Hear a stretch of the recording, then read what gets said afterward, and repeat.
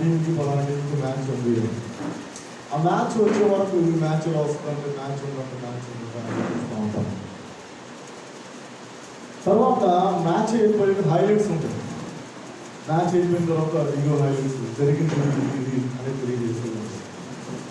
ఈ రెండింటి కంటే ప్రాముఖ్యమైనది ఏంటంటే లైవ్లో చూడలేదు. అవునా కదా? రాబోయే దాని గురించి చెప్తున్నా అదొక ఎక్సైట్మెంట్ ఉంటుంది.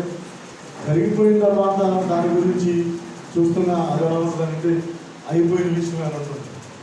ఈ రెండింటికి మధ్యలో ఉండేది ఏంటంటే లైవ్. అప్పుడే మంచి కిక్ ఉంటుంది. ఒక మాట చెప్తాను, 4 సువార్తలు కూడా అటువంటి లేదు, చాలా ప్రాముఖ్యమైనది. ఎందుకంటే యేసు ప్రభువు యొక్క చరిత్ర కేంద్రితమైన ఆ సువార్త. దానికి పెట్టిన పేరు మనం గమనిస్తే సువార్త అంటే మంచి వార్త. యేసు ప్రభు యొక్క జీవిత చరిత్ర గురించి చెప్పడమే ఒక మంచి వార్త, శుభ వార్త, శుభ పరిణామం. దేవుడి స్తోత్రం చెల్లిద్దాం. అవి ఇందులో లిఖించబడ్డాయి. 4 సువార్తలు యేసు ప్రభు గురించి చెప్తూ ఉన్నాయి. కాకపోతే కొంచెం విషయాలు అటు ఇటుగా ఉన్నప్పటికీ వీటిని ఏమంటారంటే సినాప్టిక్ గాస్పిల్స్ అని అంటారు. అంటే సమదృక్పథ సువార్తలు, ఒకే కోణముతో చూడవలసిన సువార్తలు, యేసు ప్రభు గురించి రచించిన సువార్తలు అని అంటారు. ఈ 4 సువార్తకులు 4 కోణాల్లో అంటే యేసు ప్రభు గురించి చెప్పిన యేసు ప్రభుని ఒక ప్రత్యేకమైన రీతిలో చూపించాలనుకున్నవాడు 4. ఒకటి ఏంటంటే మత్తయ్య తన యొక్క సువార్తలో యేసు ప్రభుని యూదుల రాజుగా చూపించాలనుకున్నాడు. ఇక్కడ చెప్తూ ఉంటారండి, యేసు ప్రభుని మత్తయ్య ఏ యొక్క దృక్పథంతో ఏ కోణంతో చూపించాలి అనుకున్నాడంటే యూదుల రాజుగా చూపించాలనుకున్నాడు.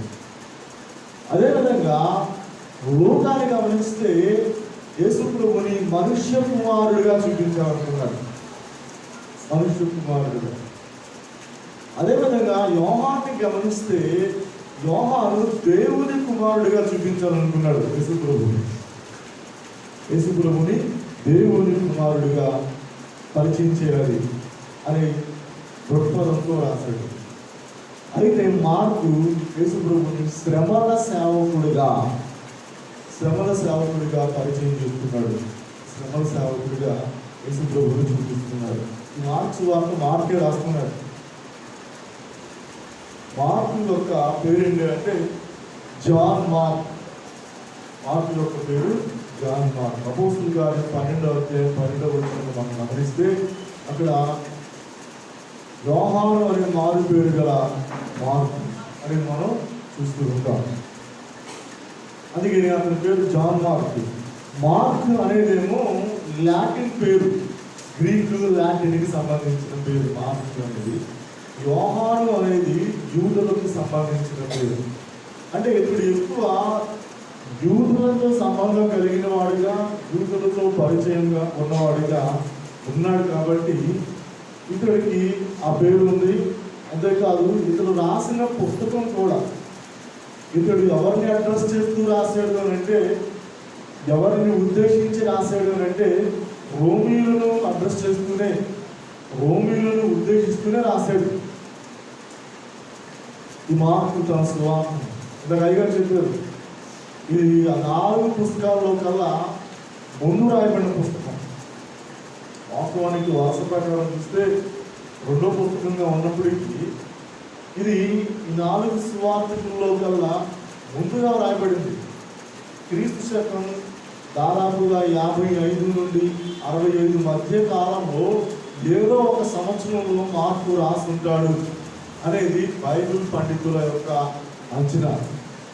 ఎందుకంటే ఇందులో 70వ సంవత్సరంలో టైటస్ అనే రోమా చక్రవర్తి వచ్చి దీని యొక్క యెరూషలేము దేవాలయాన్ని పొడగొడతాడు అని ఒక ప్రవచనం, యేసు ప్రభు ప్రవచించిన విషయాన్ని ఈ మార్క్స్ వార్తలో తెలియజేయడాన్ని బట్టి దానికి ముందుగానే రచించుంటాడు అనేది పండితుల యొక్క అంచనా. అంతేకాదు ఇతడు పేతురుకి సన్నిహితుడు. ఒక మాట చెప్పాలంటే పేతురుకి శిష్యుడు అని కూడా చెప్పవచ్చు. పేతురుకి శిష్యుడు, అందుకే తన పత్రికలో పేతురు ఉపయోగిస్తాడు, నా కుమారుడు మార్కు అనే మాటను పేతురు ఉపయోగించడం జరుగుతుంది. అంతేకాదు ఈ మార్కు బర్నబాకి బంధువు. అపోస్తల కార్యం 13:13 ఇతడు బర్నబాకు సంబంధించిన వ్యక్తిగా ఇతని గురించి పౌలుకి బర్నబాకి పెద్ద గొడవ అయినట్టుగా, విభేదాలు వచ్చినట్టుగా కూడా కనబడుతూ ఉంటుంది. అందుకని అప్పుడు పౌలు శీలం తీసుకుని వేరే పరిచర్య వెళ్ళిపోయాడు, బర్నబా మార్కును తీసుకుని పరిచర్యకు వెళ్ళిపోవడం జరిగింది. ఇట్లాగా మార్కు చరిత్ర మనకి తెలియచేస్తుంది. అంతేకాదు ఈ మార్క్స్ సువార్తలోనే అతనికి సంబంధించిన ప్రస్తావన ఉంది అనేది కూడా చెప్పుకోవాల్సిన విషయం. ఇదే 14వ అధ్యాయంలో ఒక చోట అతడు నార వస్త్రమును విడిచి దిగంబరిగా పారిపోయాడు అనే మాట కూడా మనం చూస్తూ ఉంటాం. అతడు ఎవరో కాదు, తన గురించి తాను చెప్పుకోలేక అక్కడ పేరు చెప్పకుండా రాశాడు అని కొంతమంది బైబిల్ పండితులు ఆలోచన చేస్తూ ఉంటారు. ఇది మార్కుకు సంబంధించిన విషయం. ఇక మార్కు రాసిన ఈ యొక్క సువార్తలోనికి మనం వస్తే, ఈ మార్కు సువార్త మిగిలిన సువార్తల కంటే కొంచెం క్లుప్తంగా ఉన్నప్పటికీ, అంటే అది వ్రాయబడిన నిడివి లేదంటే రచన వాటికంటే కొంచెం తక్కువగా ఉన్నప్పటికీ ఇందులో ఇవ్వబడిన కంటెంట్ ఏమాత్రం తగ్గల. మత్తయ్య 28 అధ్యాయాలు రాసింది ఏదైతే ఉందో, ఒక మాట చెప్పాలంటే మార్కు 16 అధ్యాయాలు రాసేసరికి చెప్పచ్చు. కుదించి రాశాడు కానీ ఏ విషయాన్ని కూడా మార్కు తక్కువ చేయలేదు అనేది మనం గమనించాలి. చాలా ప్రాముఖ్యమైన విషయాలనే మార్కు తెలియచేయడం జరిగింది. నేను చెప్పాను కదా, యేసు ప్రభువుని ఏ దృక్పథంతో చూపించాలి అనుకుంటున్నాడు మార్కు? శ్రమల సేవకుడు. శ్రమల సేవకుడు యేసు ప్రభు శ్రమపడడానికి వచ్చిన సేవకుడిగా మార్కు చూపిస్తున్నాడు. చాలా ప్రాముఖ్యమైన విషయం. ఎందుకంటే ఆయన రాజుగా వస్తే రాజుగా ఉన్నవానికి ఎక్కువ మేలు జరుగుతుంది. లేదంటే ఒక మనిషి కుమారుడుగా, లేదంటే ఒక దైవ కుమారుడుగా, వీటిలన్నింటికంటే మనకు సేవ చేసేవాడుగా ఉంటే అది చాలా ప్రాముఖ్యమైన విషయం. ఈ మార్కు సువార్తలోనే యేసు ప్రభువు వారు స్వయంగా తెలియజేశారు. మార్కు సువార్త 10వ అధ్యాయం 45వ వచనంలో మనం గమనిస్తే అక్కడ రాయబడిన మాట చాలా స్పష్టంగా యేసు ప్రభువు ఎందుకు వచ్చాడు అనేది మనం చూడగలుగుతున్నాం. చూడండి,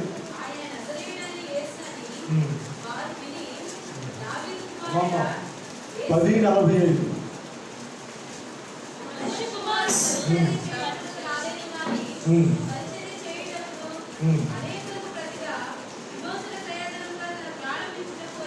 చూడండి, మనిషి కుమారుడు పరిచర్య చేయించుకోవడానికి రాలేదు. దేనికి వచ్చాడంట?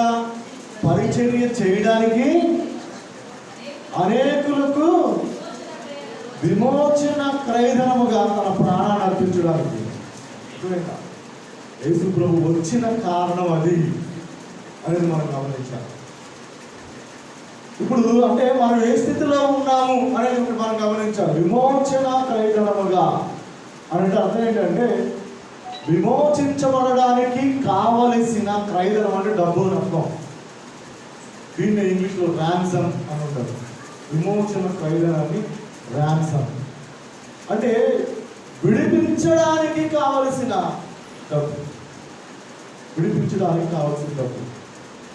ఈరోజు ఒకవేళ ఖైదు చేయబడి ఉన్నారనుకోండి, వాళ్ళ గురించి ఏమంటారంటే బెయిల్ కావాలని అంటారు కదా, బెయిల్ కావాలి అంటారు.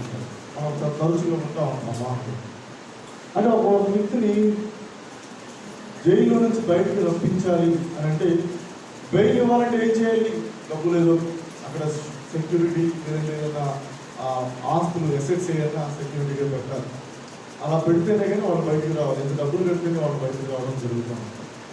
దాన్ని ఏమంటారంటే విమోచన క్రయధనం. ఈ లోకంలో ఏదైనా ఖైదులో ఉంటే, చెరసాల్లో ఉంటే దాని నుండి విడిపించడానికి డబ్బు పనిచేస్తుందేమో. అర్థమైందా? 1,00,000 ఖర్చు పెడితే బయటకు రావచ్చేమో, లేదు చాలా పెద్ద కేసు ₹1,00,000 పెడితే బయటకు రావచ్చేమో. అర్థమైందా? లేదంటే ప్రభుత్వ నేతలను నాయకులను కొనేస్తే బయటకు రావచ్చేమో, లేదంటే జడ్జిలను కొనేస్తే బయటకు రావచ్చేమో. కానీ ఇక్కడ దేని నుండి విమోచించబడాలి అనేది ఆలోచన చేస్తే, దేని నుండి విమోచించడానికి యేసు ప్రభువు తన ప్రాణాన్ని క్రయధనంగా పెట్టాడు అని దాన్ని ఆలోచన చేస్తే, పాపము నుండి విమోచించబడడానికి. రెండవది భయంకరమైన నిత్య నాశనము నుండి విమోచించబడడానికి. దేవుడికి స్తోత్రం చేయలేదా? ఎవడు ఎంత ఖర్చు పెడితే పాపం నుంచి వాడు బయటపడతాడు చెప్పండి. పాపం చేయవాడు పాపం దాస్తు అంటే ఒక రకంగా బానిస. పాపపు బంధకాల నుండి ఎవడో ఒక వ్యక్తిని విడిపించగలుగుతాం. ఏ డబ్బులు, ఏ కరెన్సీని పెడితే, ఏ వెలను పెడితే, ఏ క్రయధనాన్ని పెడితే ఒక వ్యక్తి పాపం నుంచి విడిపించగలరు. అది పక్కన పెట్టండి. ఇంకా భయంకరం ఏంటంటే, పాపం వల్ల వచ్చే జీవితం మరణం అని అంటే మనం చచ్చిపోతాం. ఇది ఎదిగా రెండో మరణం అంటే నిత్య నాశనం, అగ్నిగుండం. దాని నుండి ఎవడు విడిపిస్తాడు? దాని నుండి ఎవడు విడిపించేవాడు లేడు. దాని నుండి ఎవడు బయటకు రప్పించేవాడు లేడు. మరి దాని నుండి విడిపించడానికి ఏం చేస్తూ అవుతుంది అంటే, దానికి కూడా వెల చెల్లించాలి, దానికి కూడా డబ్బులు కట్టాలి. క్రయధనం అని రాయబడిన యేసుప్రభువు చెప్పాడు. క్రయధనం అని అంటే కొనడానికి కావాల్సిన దయం. క్రయము అని అంటే ఇంగ్లీష్ క్రయం కాదండి. ఇంగ్లీష్ క్రయం అంటే నేరం. తెలుగులో క్రయము అని అంటే అదేంటి? కొనడం అని అర్థం. క్రయ విక్రయాలు అంటారు కదా. క్రయము అంటే కొనడం. క్రయధనం అని అంటే కొనడానికి కావలసిన డబ్బు. దేనికి? విమోచన క్రయధనం అంటే విడిపించడానికి కావలసిన డబ్బు. దానికి యేసు ప్రభువు ఏం ఉపయోగించాడు? ఏం ఉపయోగించాడండి? తన యొక్క ప్రాణాన్ని, తన రక్తాన్ని. దేవునికి స్తోత్రం చెల్లిస్తాం. ఆ విషయాన్ని ఇక్కడ మార్పు తెలియజేస్తూ ఉన్నారు. ఆ విషయానికి మార్పు తెలియజేస్తున్నారు. ఈ నలుగురు సువార్తికులు కూడా యేసు ప్రభు యొక్క విషయాలను ఎలా పట్టుకున్నారు? ప్రతి సువార్తలు కూడా యేసు ప్రభు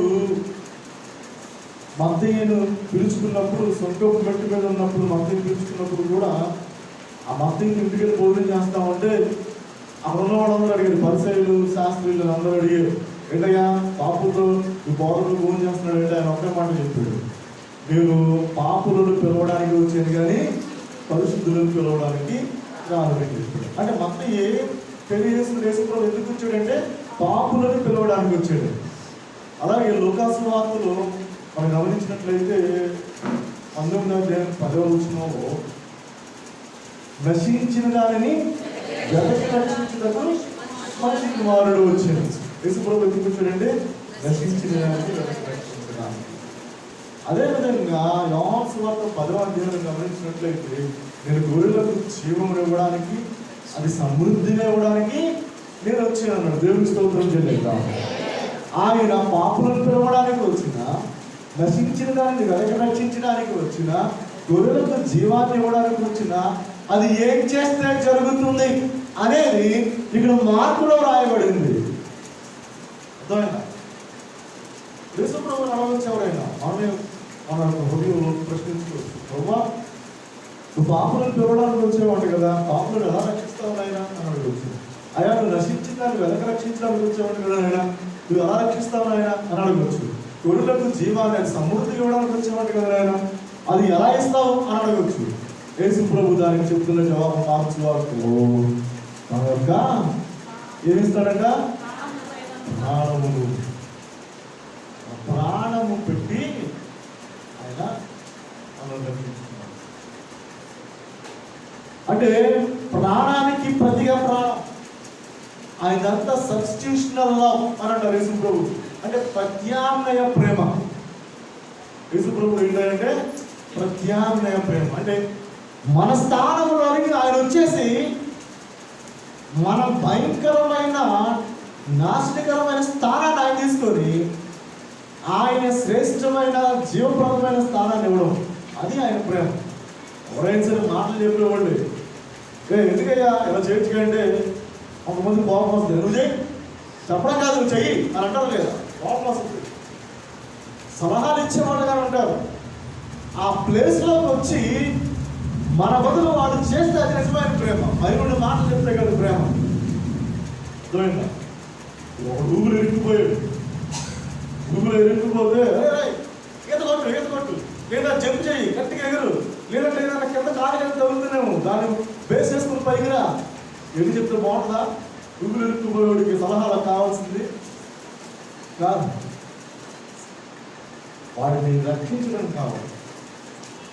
కీర్తనలో 40వ కీర్తన గమనించారా?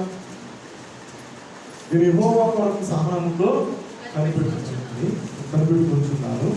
అక్కడ క్రింద వచ్చిన చదవండి, చాలా ప్రాముఖ్యమైన.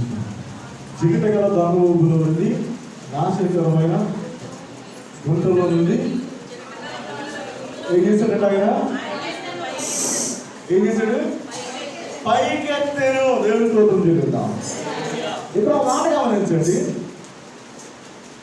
జిగటగల దొంగ ఊబులో, నాశనకరమైన గుంటలో ఉన్నవాడు, నశించిపోతాం అన్నవాడు, అంతేనా? స్వప్నం ఉన్నవాడా? ఆ నశించిపోతున్న వాడి దగ్గర నుంచి యేసు ప్రభు ఏం చేశాడు? దేవుడు ఏం చేశాడు? అక్కడ పైకెత్తేను అని రాయబడి ఉందా, పైకి లాగిన అని రాయబడి ఉందా? ఒకసారి పైకెత్తేను అనడానికి, పైకి లాగాను అనడానికి వ్యత్యాసం ఉందా లేదా? పైకి లాగాడు అని అంటాడు, ఎక్కడ ఉండాలి? పైన లాగాడు. పైకి ఎత్తాను అంటాడు, ఎక్కడ ఉండాలి? అర్థమైందా? పైకి ఎత్తానంటే జిగటగల దొంగ ఊబులో ఉన్నవాడు ప్లేస్లో ఒక వ్యక్తి వెళ్ళి ఆయన లేపి అమాంతంగా ఎక్కడ పెట్టాడు? బండ మీద పెట్టాడు తీసుకొచ్చి. దేవుడికి స్తోత్రం చెల్లిద్దాం. యేసు ప్రభు చేసే పని అది ఉన్నది, అలా ఉన్నది. మాటలు చెప్పే పని కాదు ఆయన. యేసు ప్రభు పని ఆయనది ప్రత్యామ్నాయ ప్రేమ, మనకు బదులుగా ప్రేమ, మనకు మారుగా ప్రేమ, ప్రతిగా ప్రేమ. ఎన్ని పదాలు ఆయన గురించి వ్రాయబడ్డాయి, ఎన్ని పదాలు ఆయన గురించి వ్రాయబడ్డాయి. ప్రతిగా. ఒక అభిషేకం చచ్చిపోతే దావీదు ఏడుస్తున్నాడు. ఏమని ఏడుస్తున్నాడండి? అభిషేకమా నీకు మారుగా, అంటే నీకు బదులుగా నేను చచ్చిపోయింది ఎంత బాగుండేది అని ఏడుస్తున్నాడు. చచ్చిపోయాడా? దావీదు అభిషేకం గురించి చచ్చిపోయాడా? ఏడుకోకే. అంటే ప్రేమ ఉండొచ్చు దావీదుకి, తన కొరకు చనిపోయిన ప్రేమ ఉండొచ్చు. కానీ తన బదులు, అభిషేకముకు బదులు దావీదు చచ్చిపోయి అభిషేకమును బతికించేంత ప్రేమ ఉన్నా సామర్థ్యం లేదు, పరిశుద్ధత లేదు. అది ఎవరికి ఉందంటే ఒక యేసు ప్రభువుకు. దేవుని స్తోత్రం చెల్లిద్దాం. ఒకవేళ మనుషులు ఎవరైనా అలా చేయగలిగితే యేసు ప్రభువు రావాల్సిన పని లేదు.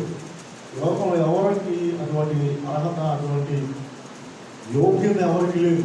అందుకని యేసు ప్రభువే ఈ లోకానికి రావడం జరిగింది. కాబట్టి ఆయన అంతా ప్రత్యామ్నాయ. నిజమే, యెషయా 53 మనం గమనించినట్లయితే ఆయన గురించి చెప్పబడుతూ ఉంది. అతడు నొందిన దెబ్బల చేత మనం స్వస్థత కలిగింది. అంటే మనం స్వస్థత పొందాలంటే ఏం జరగాలి? ఆ దెబ్బ ఆయన మీద పడాలి, అంతేనా? అతడు నొందిన దెబ్బల చేత స్వస్థత కలిగింది అంటే కారణం ఏంటంటే ఆయన దెబ్బలు తినడం. అంటే నీ రోగం, నీ వ్యాధి, నీ వ్యసనం ఆయన మీద మోపబడింది. ఆయన ఆరోగ్యం మనకి అనుగ్రహించబడింది. అర్థమైందా?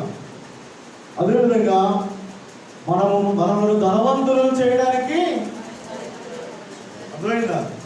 మన ధనవంతులు అవ్వాలంటే ఆయన దరిద్రుడు అవ్వాలి. అంటే ఆయన ఏమై ఉన్నాడు? మొదట ధనవంతుడై ఉన్నాడు. మనం ఏమై ఉన్నాం? దరిద్రులు అయి ఉన్నాం. మనలో ధనవంతులు చేయడానికి ఆయన ఏమయ్యాడు? ప్రత్యామ్నాయ ప్రేమ, సబ్స్టిట్యూషనల్ లవ్. వాస్తవానికి మరణం లేదా నరకం అనేది మనదా, యేసయ్యదా? మనదే. సిలువలో మరణం అనేది మనదే. కానీ మన మరణాన్ని ఎవరు తీసుకున్నారు అంటే మన కొరకు ఎవరు చనిపోయారు, ఎవరు మరణించారు, ఎవరు ప్రాణం పెట్టారంటే అది యేసయ్యే. దేవుని స్తోత్రం చేయలేదా? కాబట్టి మార్కు యేసుప్రభు ఎంత గొప్ప జ్ఞానం చేసేటువంటి విషయాన్ని చాలా స్పష్టంగా మన పత్రికలో మన సువార్తలు తెలియజేస్తూ ఉన్నాడు. మార్కు సువార్తలు తెలియజేస్తున్నాడు. ఇది రోమిలకు కొరకు రాశాడని చెప్పాం కదా. అందుకని ఇందులో యూదులకు సంబంధించిన సాంప్రదాయకమైన విషయాలు ఏమి ఉండవు. అర్థమైందా? ఇప్పుడు మత్తయి ఉన్నాడు, వంశావళందరూ రాశాడు.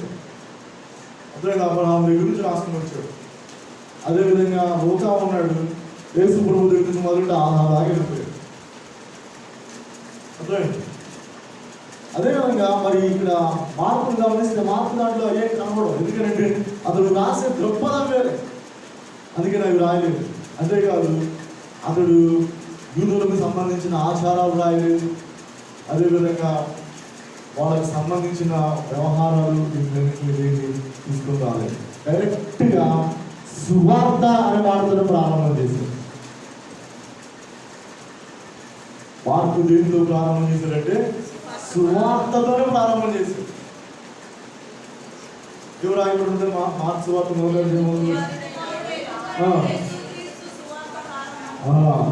మార్కు సువార్త ప్రారంభమే యేసుక్రీస్తు సువార్త ప్రారంభం అనే మాటతో రాయబడింది.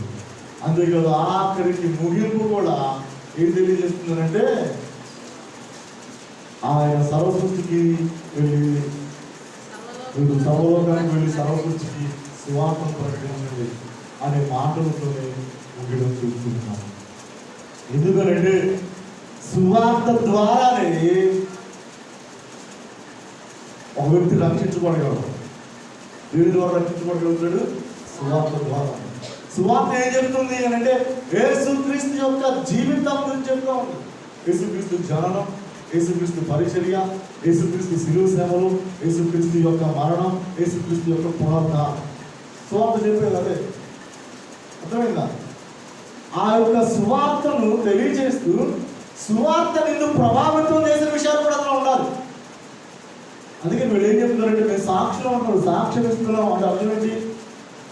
ఒక విషయం గురించి అది మనకు తెలిస్తే దాన్ని సాక్ష్యం ఇస్తున్నాం అని అంటారు. అంటే అనుభవపూర్వకంగా చెప్పడం. సువార్తలు అసలు వాస్తవంగా ఏంటి అంటే సాక్ష్యాలు. మత్తయి యొక్క సాక్ష్యం యేసుప్రభు గురించి, మార్కు యొక్క సాక్ష్యం యేసుప్రభు గురించి. దాన్ని మనం ఏం చెప్పామంటే సువార్త అన్నాం. అంటే యేసుక్రీస్తును గూర్చిన సువార్తతో పాటు ఉండాల్సింది ఏంటంటే మన సాక్ష్యం ఉండాలి.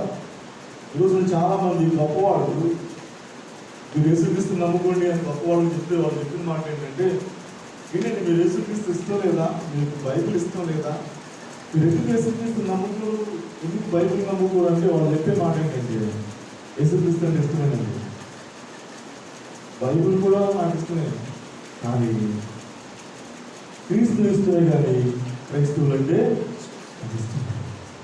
కారణం ఏంటంటే వాళ్ళు క్రీస్తు గురించి బోధించేవారు ఉంటారు, క్రీస్తు సువార్తను ప్రకటించేవారు ఉంటారు, వారి మాదిరి జీవితాన్ని కనపరచలేని స్థితిలో ఉంటారు. కాబట్టి సువార్తతో కూడా మన సాక్ష్యం కూడా ఉండాలి అనే విషయాన్ని మనం గమనించాలి. అందుకని ఈ 4 సువార్తలతో పాటు మనం కూడా ఏమవ్వాలంటే 5వ సువార్తగా ఉండాలి.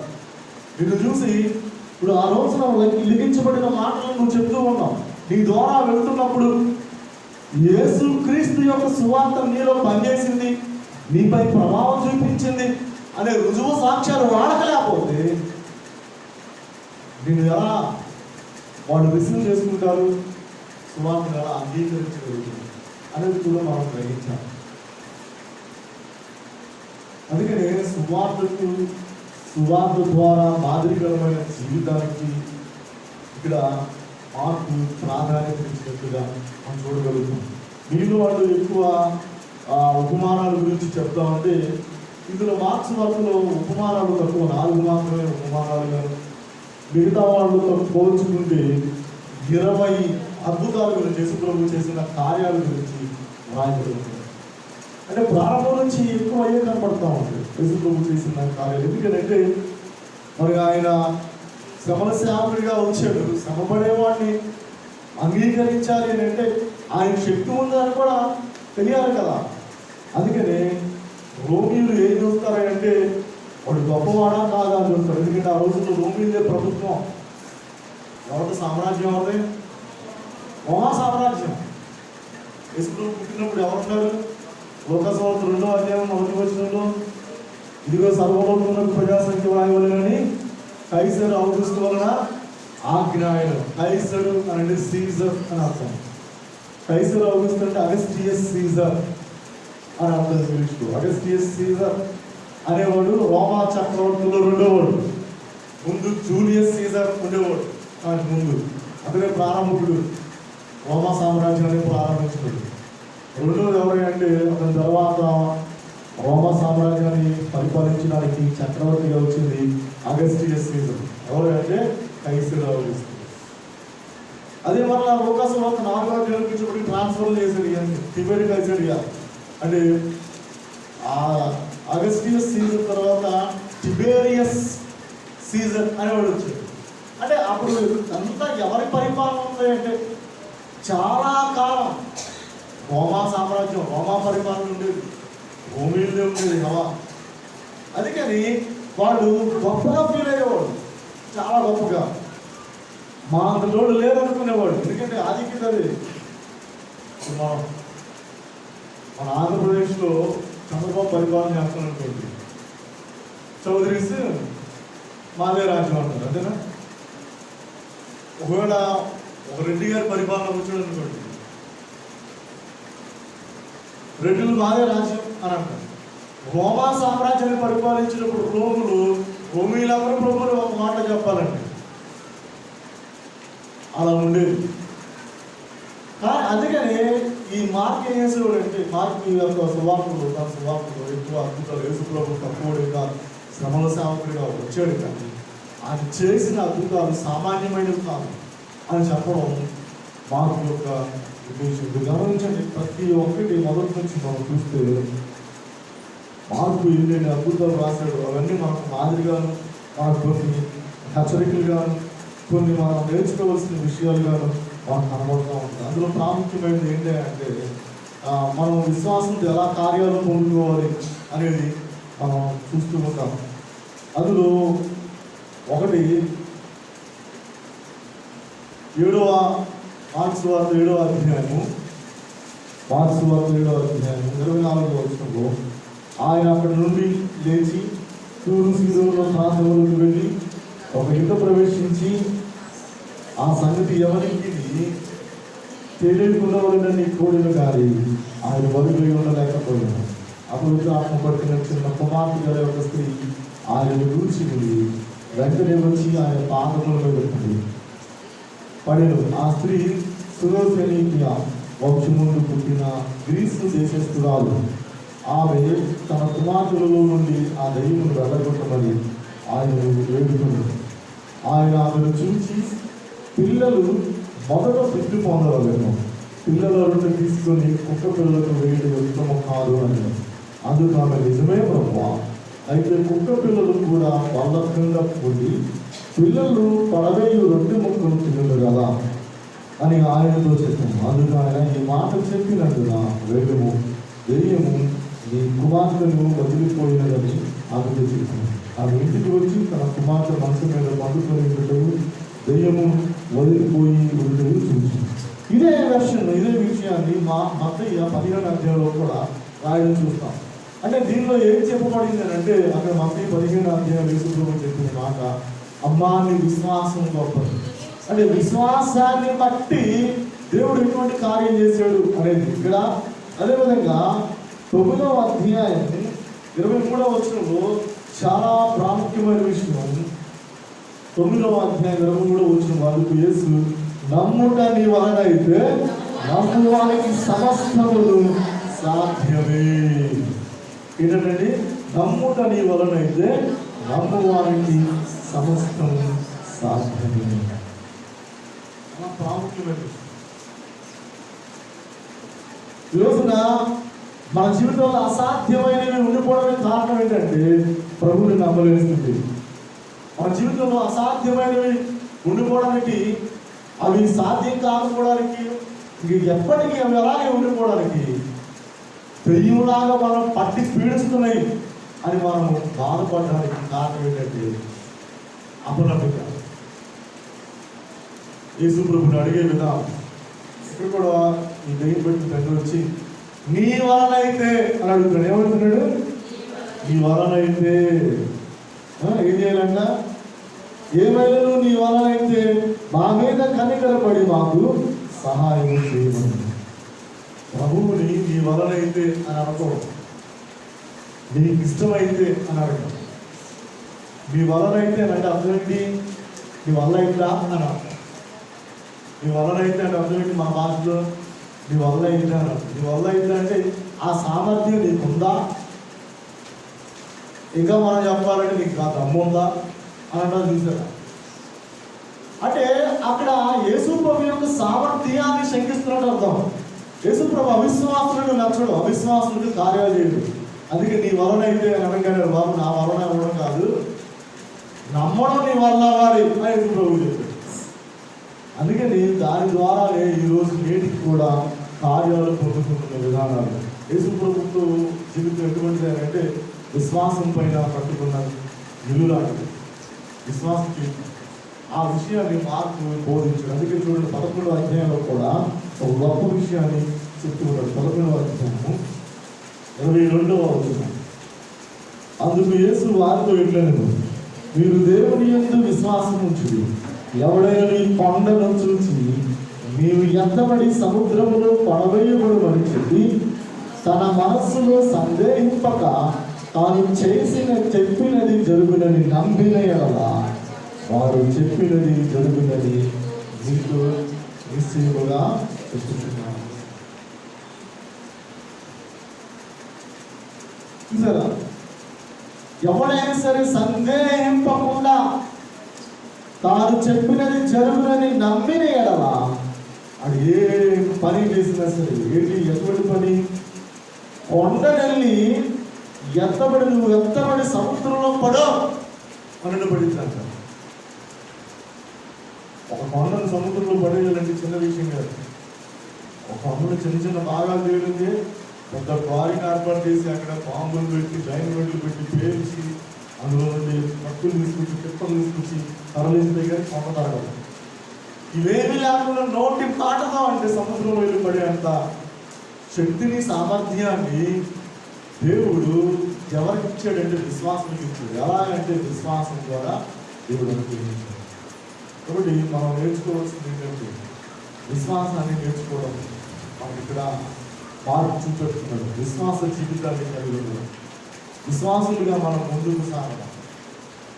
ఈ జీవితంలో ఎటువంటి కార్యాలైనా జరుగుతాయి. అందుకని ఇదే మార్క్స్ వార్త చూడండి 5వ అధ్యాయము 40వ వచనం.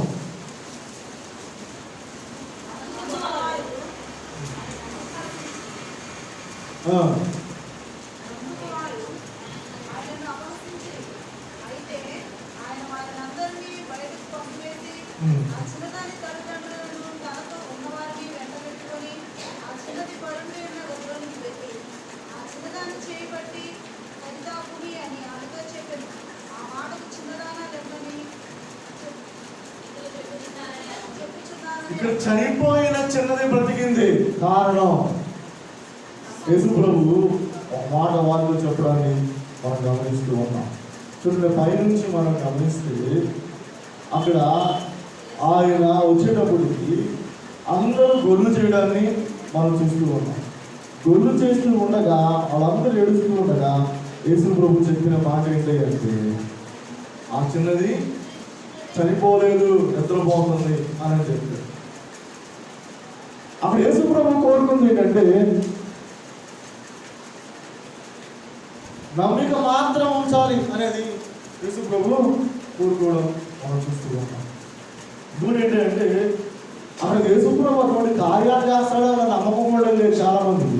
వాడు వచ్చాడు, యేసు ప్రభు ఎదురు వచ్చాడు. చూడండి, అక్కడ 5వ అధ్యాయం 37వ వచనంలో ఆ ఇంట్లో మాట్లాడుతుండగా సమాజ మందిరపు అధికారి ఇంటి నుండి కొందరు వచ్చి, నీ కుమార్తె చనిపోయినది, నీవు ఇక బోధకుని ఎందుకు శ్రమ పెట్టదు అని యేసు వారు చెప్పిన మాట లక్ష్య పెట్టక భయపడకుము, నమ్మిక మాత్రం ఉంచుమని సమాజ మందిరపు అధికారులు చెప్పింది.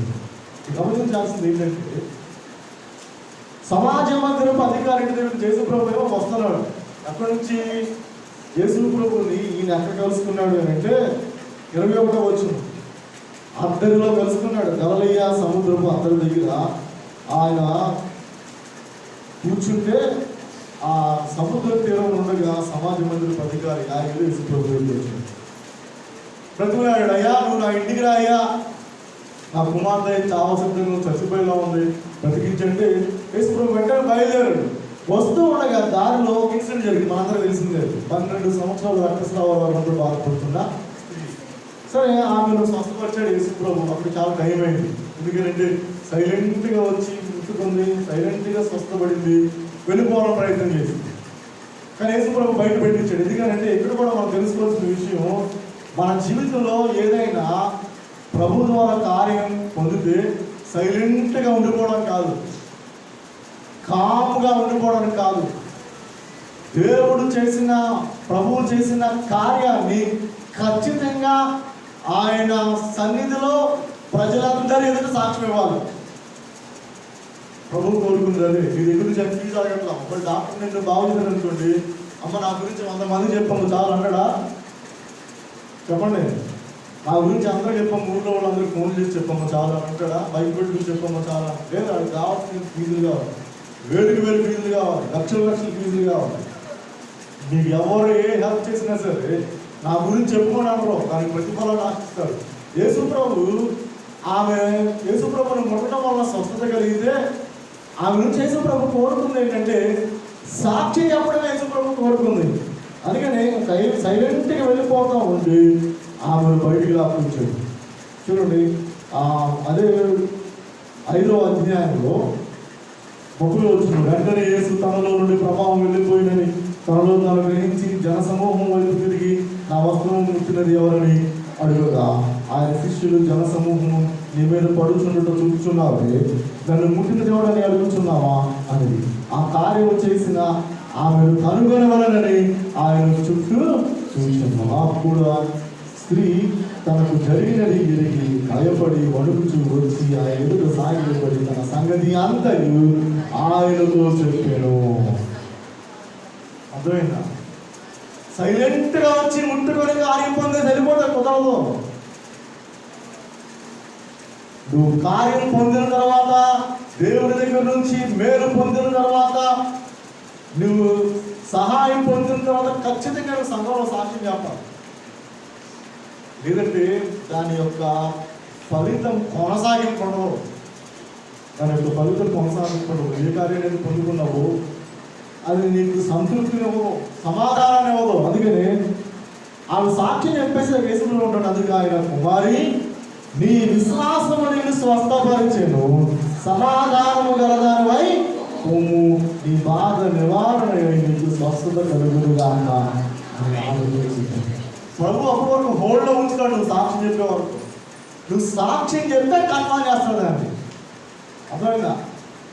ఈ వచ్చి అందరు ఎదుట ప్రభు ఎదుట మాట చెప్పకపోతే ప్రభు నుంచి మాట వచ్చుండేదా? సైలెంట్గా వెళ్ళిపోతే వచ్చుండేది కాదు. అప్పుడు సాక్ష్యం చెప్పాలి. సరే, కార్యం అంతా అయిపోయింది. ఇలా దగ్గరికి వచ్చారు, ఇంటి దగ్గరికి వచ్చారు. ఎవరింటి దగ్గరికి?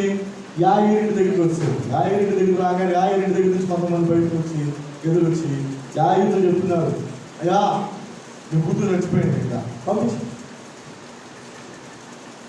నీ కూతురు చచ్చిపోయింది పంపించి. అంటే వీళ్ళ ఉద్దేశం ఏంటంటే యేసు ప్రభు జ్వరం వస్తే, జలుబు వస్తే, లేదంటే దగ్గు వస్తే, లేదంటే వాడు గుంటోడైతే, వాడు గుడ్డోడైతే, వాడు చెమటోడైతే, లేదంటే దెయ్యాలు పడితే మాత్రమే స్వతపరచగలరు.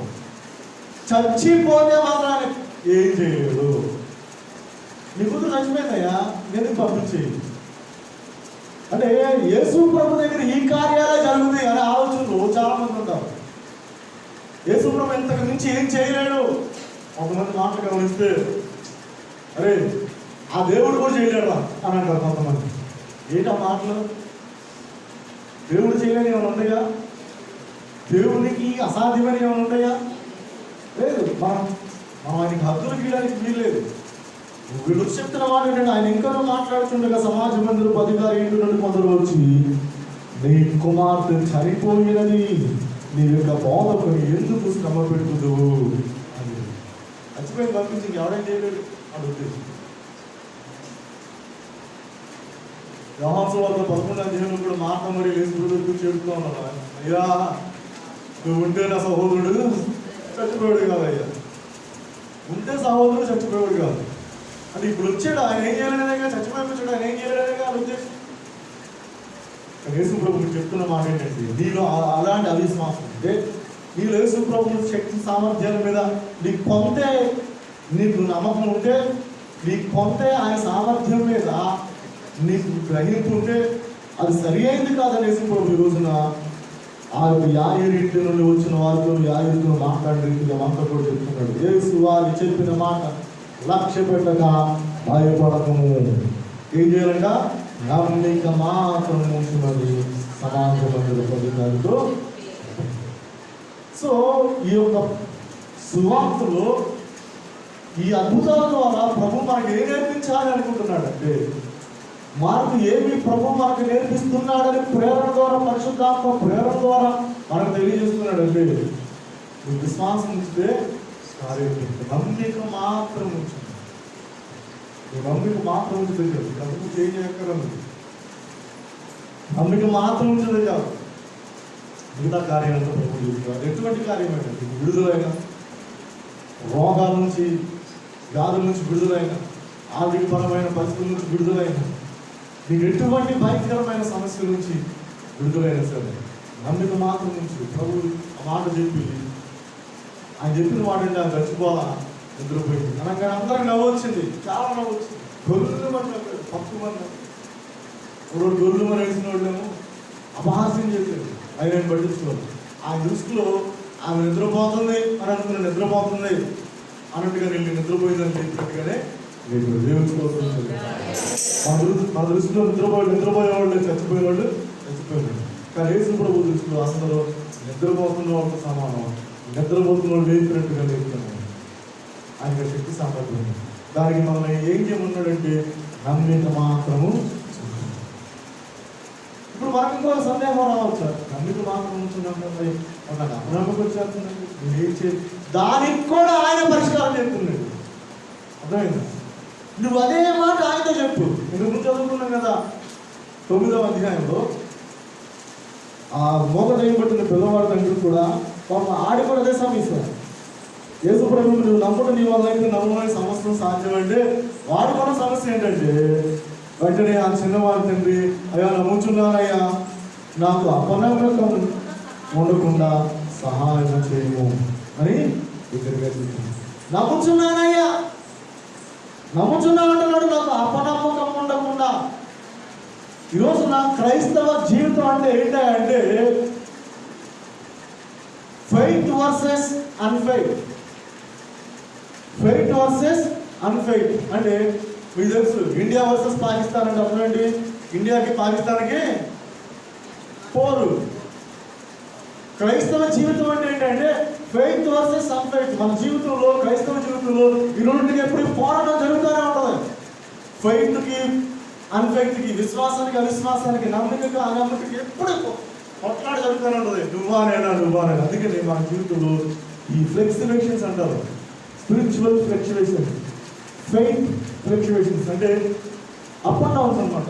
ఒకసారి నమ్మకం ఉంటుంది, ఒకసారి అపనమ్మకం ఉంటుంది. సహజం క్రైస్తవ జీవితం. ఎప్పుడు ఒకే రకంగా మనం ఉండలేము, మన యొక్క ఫెయిత్ లెవెల్స్ ఒకే రకంగా ఉండలేవు. ఇక్కడ ఇతరులు కూడా అదే జరిగింది. దానికి ఏం చేశాడే అంటే, ఆ సమస్యను కూడా ప్రభుత్వం తెచ్చించాడు. అది మనం చేయాల్సింది. అయ్యా నమ్ముచున్నానయ్యా, నమ్ముచున్నానంటూనే వాడి సమస్య ఏంటి చెప్పాడు, నాకు అపనమ్మకం ఉండకుండా కంటిన్యూగా ఉండేదా. ఇప్పుడు యేసు ప్రభు వాడికి కార్యం చేశాడు. అంటే ఈ గ్యాప్లో జరిగింది ఏంటంటే, వాడికి అపనమ్మకం ఉండకుండా సహాయం చేయాలని చూసారా, అది ఫుల్ఫిల్ చేశాకే యేసు ప్రభు వాడికి కార్యం చేశాడు. దేవుని స్తోత్రం చెల్లిస్తా. నాకు అపనమ్మకం ఉండకుండా సహాయం చేయి అని అన్న తర్వాత ప్రభు కార్యం చేశాడంటే, ముందు కార్యానికంటే ఆయన ముందు ఏం చేశాడంటే అపనమ్మకం లేకుండా సహాయం చేశాడు. ఈరోజు నీ జీవితంలో కూడా అదే, ఒక పక్క నమ్మిక, ఇంకో పక్కన అపనమ్మిక, రెండు కొట్టుకుంటా ఉంటే నువ్వు ప్రభువుని అడిగితే ఖచ్చితంగా ఆ సహాయము ఖచ్చితంగా చేసి తీరతాడు. ఎబ్రిల్ రాసిన పత్రిక 12వ అధ్యాయం మనం గమనించినట్లయితే యేసు ప్రభు గురించి రాయబడిన మాట ఏంటంటే విశ్వాసమునకు కర్తయు. చెప్పండి, బాగా తెలిసిన వాక్యమే కదా, విశ్వాసమునకు దానిని. ఎస్, విశ్వాసం కర్త అంటే విశ్వాసాన్ని కలిగించేది ఆయన. అర్థమైందా? కర్త అంటే కలుగు చేసేవాడు, తయారు చేసేవాడు అని అర్థం. కర్మ అంటే పని అని అర్థం. విశ్వాసంలో కర్త అంటే విశ్వాసాన్ని కలుగు చేసేవాడు అని అర్థం. విశ్వాసాన్ని మనలో పుట్టించేవాడు అని అర్థం. సో నీకు విశ్వాసం లేదా ప్రభుని అడుగు. అంతేకాదు కర్తయు. ఒకసారి విశ్వాసం వచ్చే కదా ఎక్కడ పోదాన్ని ఉండదాన్ని అనడానికి వీలు చెప్పుకున్నాం కదా. ఇప్పుడు విశ్వాసానికి అవిశ్వాసానికి ఎప్పుడు పోరాటం జరుగుతూనే ఉంటుంది. అందుకనే నాకు విశ్వాసం వచ్చేసిందండి ఇంక చాలు అని అనడానికి అవకాశం లేదు. అందుకనే కొనసాగించువాడు. అర్థమైందా? విశ్వాసం ఒకటి ఉంది అని అనుకున్నాను కుదరదు, అది కొనసాగించడం చాలా కష్టం. దానిని కూడా చేసేది ఎవరంటే యేసు ప్రభువే. దాని గురించి కూడా మనం ఆధారపడాల్సింది ఎవరి మీద? యేసు ప్రభు మీదే. అందుకని విశ్వాసమునకు కర్తయు దాన్ని కొనసాగిస్తున్నారు. సో మాకు ఎక్కువగా విశ్వాసంతో పనులు జరుగుతుంది. విశ్వాసం ఎలా కలుగుతుంది, నీకు అపనమ్మిక వస్తే దాని నుండి ఎలా విడుదల పొందాలి అనే విషయాలు కొన్ని అద్భుత కార్యాలలో ప్రభు చేసిన వాటిని బట్టి తెలియజేస్తూ ఉన్నాడు అనే విషయాన్ని మనం గమనించాలి. ఇంకా చాలా అద్భుతాలు ఉన్నాయి. వాటిన్నింటినీ మనం ధ్యానించడానికి 16 అధ్యాయులు ఒక గంటలో మనం ధ్యానించడానికి సమయం లేదు. కొన్ని విషయాల్ని అంటే ఒక విషయం తీసుకుంటే దాని మీద సవివరంగా చెప్తేనే దానికి అర్థం ఉంటుంది. ఒక చిన్న విషయం తీసుకొని ఎంత చెప్పి ఇంకో చిన్న విషయం తీసుకుని ఎంత చెప్తే అది అర్థం కాదు, ఇది అర్థం కాదు. అందుకని కొన్ని విషయాలు ఒక ఏదైనా మన స్పిరిచువల్ లైఫ్కి ఏదైనా ప్రయోజనాన్ని చేకూర్చేది, అభివృద్ధిని చేకూర్చేది ఉంటే దాన్ని తీసుకొని మాట్లాడడం చాలా అవసరం. కాబట్టి ఇందులో విశ్వాసాన్ని హైలైట్ చేస్తూ మనం మాట్లాడుతున్నాం. ఆఖరి అధ్యాయంలోకి మనం వెళ్ళిపోతే అక్కడ ఏం కనపడతా ఉంది అంటే యేసు ప్రభు వారు యెరూషలేము జయప్రవేశం గాడి మీద ఎక్కి వెళ్ళడం మనం చూస్తున్నాం. ఆ తర్వాత ఆయన శిష్యులకు పస్కా పండుగ విందులు ఇవ్వడం మనం చూస్తూ ఉంటాం. 11వ అధ్యాయంలోనేమో యెరూషలేము జయప్రవేశం గాడి మీద ఎక్కి ఆ తర్వాత ఆయన శిష్యులకు ఆయన విందులు ఇవ్వడం అనేది మనం చూస్తూ ఉంటాం. ఆ 14వ అధ్యాయంలో అది యేసు ప్రభు శరీరం రక్తానికి సాదృశ్యంగా రొట్టెలు ద్రాక్షరసాన్ని ఇవ్వడం అంటే ఒక కొత్త నిబంధన అనే మాట ఉపయోగిస్తాం. ఆయన రక్తాన్ని చిందించడం అనేది కొత్త నిబంధన, అంత నిబంధన చేసుకోవడం. ఆయన రక్తం ద్వారా మనకు విమోచన కలుగుతుంది అని తెలియచేయడం అది ప్రభు చేసిన మాటలు మనం చూస్తున్నాం. ఇంకా 14వ అధ్యాయం నుంచి కంటిన్యూషన్గా మనం గమనిస్తే ఆయన శిలువ శ్రమలు గెత్సేమనే వనంలో ప్రార్థన చేయడం, ఆ తర్వాత శిలువ 15వ అధ్యాయంలో శిలువ వేయబడడం, 16వ అధ్యాయంలో ఆయన పునరుద్ధారుడిగా తిరిగి రావడం నేను చూస్తున్నాను. ఆఖరిగా మనం గమనించినట్లయితే అందులో ఆయన కొన్ని వరాలను ఆయన శిష్యులకు ఇవ్వడం. 11 మంది ఒకడైపోయాడు. 14వ వచ్చిన 16, 14 వస్తే చెప్పడం 11 మంది శిష్యులు భోజనంలో కూర్చున్నప్పుడు ఆయన వారికి ప్రత్యక్షమై తాను లేచిన తరువాత నన్ను చూసిన వారి మాట నమ్మనమున వారి అపనమ్మిక నిమిత్తము ఉదయ కాఠిన్యం నిమిత్తము వారిని ప్రభువు ఏం నేర్పించాలనుకుంటున్నాడంటే నమ్మకత్వాన్ని నేర్పించాలనుకుంటున్నాడు. నమ్మికను విశ్వాసాన్ని నేర్పించాలనుకుంటున్నాడు.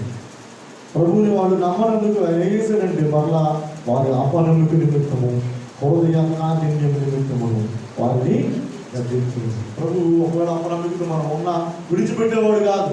మనం అపనమ్మకస్తులమైనా సరే ఆయన అపనమ్మకస్తుడు కాదు. Is faithful God. మనం విశ్వాసం లేకపోయిన వారమైనప్పటికీ ఆయన విశ్వాసం లేనివాడు కాదు. ఆయన నమ్మదగిన దేవుడు. అందుకని వీళ్ళు నాకు నమ్మలేదు కాబట్టి నా దారిని వెళ్ళిపోదాం మళ్ళీ వచ్చాడు. నమ్మకపోయినా సరే వారిని గద్దించి సరి చేసుకొని వారిని వాడుకున్నాడు. వారు చెప్తున్న మాట ఏంటంటే 15వ వచనం నుండి మీరు సర్వలోకంలోకి వెళ్ళి సర్వసృష్టికి సువార్తను ప్రకటించు. నమ్మి బాప్తిస్మం పొందిన వాడు రక్షింపబడను, నమ్మని వారికి శిక్ష విధింపబడను. నమ్మిన వారి వల్ల ఈ సూచక్రియలు కనబడును. ఏమనగా నా నామమున దెయ్యములను వెళ్ళగొట్టుదురు, కొత్త భాషలు మాట్లాడుతూ పాములను ఎత్తి పట్టుకుందరు. మరణకరమైన జీవితాగిన అది వారికి హాని చేయదు. రోగుల మీద చేతులు ఇచ్చినప్పుడు వారి స్వస్థత నొందుదని వారితో కొన్ని వరాలు ఇచ్చాడు దేవుడు. అద్భుత కార్యాలు చేసే వరాలను గిఫ్ట్స్ దేవుడు ప్రభు వారికి అనుగ్రహించాడు. ఆఖరిగా స్వార్థ గురించి తెలియజేస్తూ ఆయన పరలోక రాజ్యానికి చేర్చబడినట్లుగా సర్వసృష్టికి సువార్తను ప్రకటించి 15వ వచనం చెప్పేసి ఆయన ఎక్కడి నుండి వచ్చాడో అక్కడికి మనం చేరినట్లుగా ఇలా ప్రభు యేసు వారితో మాట్లాడిన తర్వాత పరలోకమునకు చేర్చుకొనబడి దేవుని కుడి పార్శ్వమున ఆసీనుడైన వారు బయలుదేరి వాక్యం అంతటా ప్రకటించి ప్రభువు వారికి సహకారుడై వెలువంట జరుగుచు వచ్చిన సూచిక క్రియల వలన వాక్యమును స్థిరపరచుచుండెను. ఆమేన్. దేవుని స్తోత్రం చెల్లిద్దాం. చూసారా, ప్రభు ఎక్కడి నుండి వచ్చాడో అక్కడికి వెళ్ళిపోయాడు. ఆయన మనిషి కాదు, ఆయన దేవుడు అని చెప్పడానికి గొప్ప రుజువు ఏంటంటే ఆయన మరలా పరలోక రాజ్యానికి చేర్చుకుని పడ్డాడు. తండ్రి కుడి పార్శ్వమున ఆసీనుడయ్యాడు. ఆ తర్వాత వీళ్ళ పని ఏంటంటే శిష్యుల పని ఏంటంటే ప్రభు వాళ్ళకి ఖచ్చితంగా హెచ్చరించాడు, గద్దించాడు, సరిచేసాడు, చేర్చుకున్నాడు. వారిని సువార్తను ప్రకటించమన్నాడు. అదే వారు చేస్తూ వారు బయలుదేరి వాక్యం అంతటా ప్రకటించింది. వాక్యము అంతటా ప్రకటించింది. ఈరోజు జరుగుతున్నది, జరగవలసినది ఆఖరికి చెప్తున్న మాట ఏంటంటే ప్రభువు వారికి సహకారుడై ఉంది. ఈరోజున సువార్త జరుగుతుందనంటే, అక్కడ అద్భుతంగా జరుగుతుందనంటే, సేవ జరుగుతుందనంటే అది ఒక సేవకుడి యొక్క గొప్పతనం కాదు, దేవుడే తోడై ఉంటుంది, దేవుడే సహాయం చేస్తుంది, దేవుడే సహకారుడై ఉంటుంది. ఆ గొప్ప పరిచయం జరిగింది. ఈరోజున గొప్ప పరిచయం బ్లెస్సింగ్ క్లాస్ మినిస్ట్రీస్ ద్వారా దేవుడు యోహానయ్య గారిని వాడుకొని చేస్తున్నాడు. ఆయన సహకారంతో జరుగుతున్నాడు అనడంలో ఎటువంటి సందేహం లేదు. ఈ రీతిగా వాడబడుతుంది. అంతేకాదు వెలువంట జరుగుతూ వచ్చిన సూచక్రియల వలన ఏది స్థిరపరచబడాలంట? వాక్యము స్థిరపరచబడాలి. సూచక్రియలో ఒకటే ఉండకూడదు. చివరికి జరగాల్సిందంటే వాక్యము స్థిరపరచబడాలి. అది మార్పు తెలియజేసిన విషయం, మార్పు తన సువార్త ద్వారా తెలియజేసిన విషయం. ఇది అనేకమైన విషయాలు, అనేకమైన వర్తమానాలు మీరు ముందుగా వినుంటారు. కానీ ఒక విశ్వాసము, నమ్మకత్వాన్ని కలిగిన దేవుడు మనం నమ్మితే ఎటువంటి కార్యాలు చేస్తాడనే విషయాలు మనం చూస్తున్నాం. ప్రభు ఏ రీతిగా భూమి మీదకి వచ్చాడు, మన ప్రాణాన్ని అర్పించాడు అనే దానిని మనం మార్పు ద్వారా మనం తెలుసుకోగలిగాం. సువార్తకు ప్రాధాన్యత ఇచ్చాడు, విశ్వాసాన్ని కలిగి ప్రభు కార్యాలు చేస్తాడు, ప్రభువు ప్రాణత్యాగం చేయడానికి లోకానికి వచ్చాడు అనే గొప్ప విషయాలను మనకు తెలియజేయడం మనం గమనిస్తున్నాం. ఈ సమయంలో ఈ యొక్క మాటలు దేవుని యొక్క సందేశాన్ని పంచుకోవడానికి మరొకసారి అవకాశం ఇచ్చిన దైవజనులకు నా ప్రత్యేకమైన ధన్యవాదాలు తెలియజేస్తున్నాను.